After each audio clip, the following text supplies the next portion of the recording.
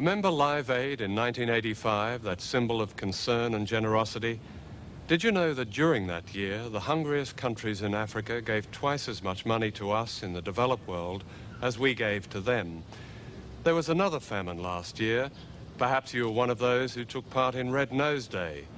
Did you know that before that day was over, the equivalent of all the money that Comic Relief had raised in Britain, about £12 million, had come back to the rich countries? For every day this amount is given by the poorest to the rich as interest payments on loans that most of them never asked for or knew existed.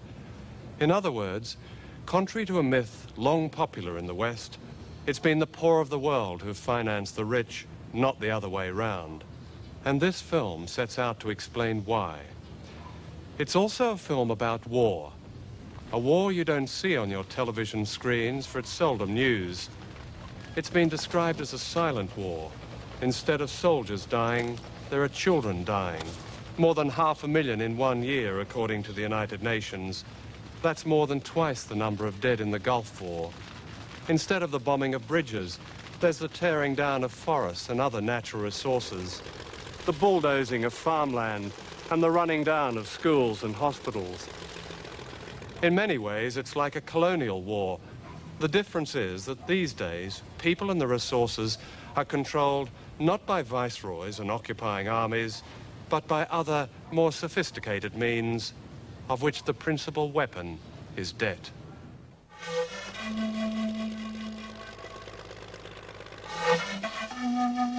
There are no bullets, but it's a war in which people are dying.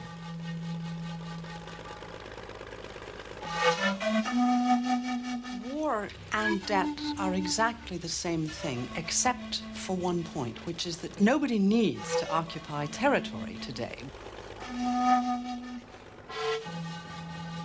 Well, in the 1980s, the World Bank and IMF and the US government and the British government would say to developing countries, you cut government spending, you increase exports, you privatize, or you won't get new loans.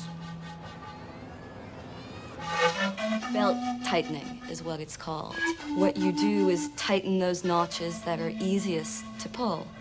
Those notches that affect children, that affect poor people, that affect people who have no power in a political system.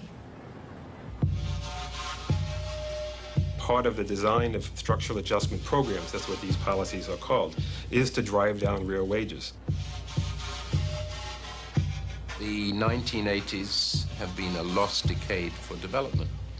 The brunt has been borne by the most vulnerable groups, children or mothers with young children. To understand the debt question, one has to understand first that what is taking place today is the greatest transfer of public wealth to private hands in the history of this earth. The process of coercing most of humanity into debt as a means of controlling their resources, their labor and their governments began almost half a century ago. It was not called colonialism. That was a term made defunct by World War II. There were new, hopeful euphemisms. Indeed, this was the beginning of what President Bush now calls the New World Order.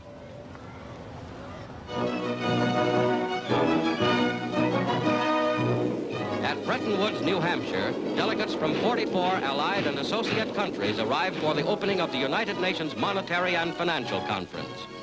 Invited by President Roosevelt, they will work in the seclusion of this White Mountains resort. Along with the International Monetary Fund, the World Bank was set up at the Bretton Woods Conference in America in 1944. The bank's aim was to finance the reconstruction of Europe, then to develop the Third World. It was decided the headquarters would be in Washington, and the president would come from the country with the largest shareholding. And of course, the United States is the largest shareholder. The World Bank operates under great secrecy and limited accountability. Every World Bank official is granted immunity from legal action anywhere in the world. Summing up the importance of Bretton Woods, Mr. Vinson says, ours is a mission of peace, designed to establish the economic foundations of peace on the bedrock of genuine international cooperation. What this idealism really meant was spelt out in the charter they were signing: to promote private foreign investment by means of guarantees or loans made by private investors. Mr. Rao, would you describe the aims of the World Bank as idealistic? Well, the bank really is a development bank.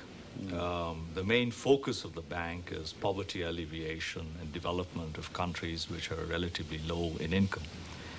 I guess that's a pretty idealistic frame of mind, set of objectives. At the same time, though, the bank is a bank and has to worry about its bottom line, its standing in the markets, and is therefore necessarily a fairly hard-nosed financial institution as well. The World Bank has always been deceptive about its role in the international economy. It attempts to portray itself as an institution looking out for the interest of not only poor countries, but for poor people within those countries. That has never been the case. The bank is pushing the interest or promoting the interest of countries in the first world and for an elite sector in the third world. That was true in the 1970s. It is particularly true in the 1980s. What became known as the debt crisis got underway in the early 1980s. However, it was a minor crisis for the banks compared with the catastrophe facing the peoples of poor countries. The banks have made a killing in the decade of the 80s. They've been crying the whole time, but not only the banks, but in fact the public institutions have received a total of over $1.3 trillion. That's 1.3 followed by about 12 zeros. And the reward that the debtor countries have received for paying their creditors $1.3 trillion in the last 10 years is to be more than 60% more in debt than they were in 1982. So if there is no change, this can go on forever, with the debtor countries remitting an average of $12 billion every month. The world's oldest human rights organization, the Anti-Slavery Society, has declared debt a contemporary form of slavery.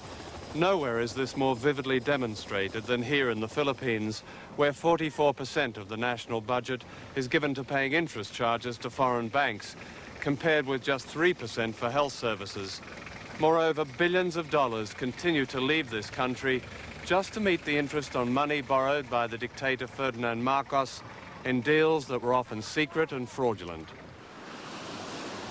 There is perhaps no greater example of the burden of debt than one notorious project in the Philippines. It sits on Bataan Peninsula and is potentially as dangerous as Chernobyl. Built less than 60 miles from the city of Manila on 3 earthquake faults near 2 live volcanoes, one of which recently erupted, this is the Bataan Nuclear Power Station. In the Philippines, it's known as the Big Scam. The scam almost certainly began here at the Wack Wack Golf Club in Manila, where Ferdinand Marcos used to play with his cousin and chief crony, Herminio Dicini.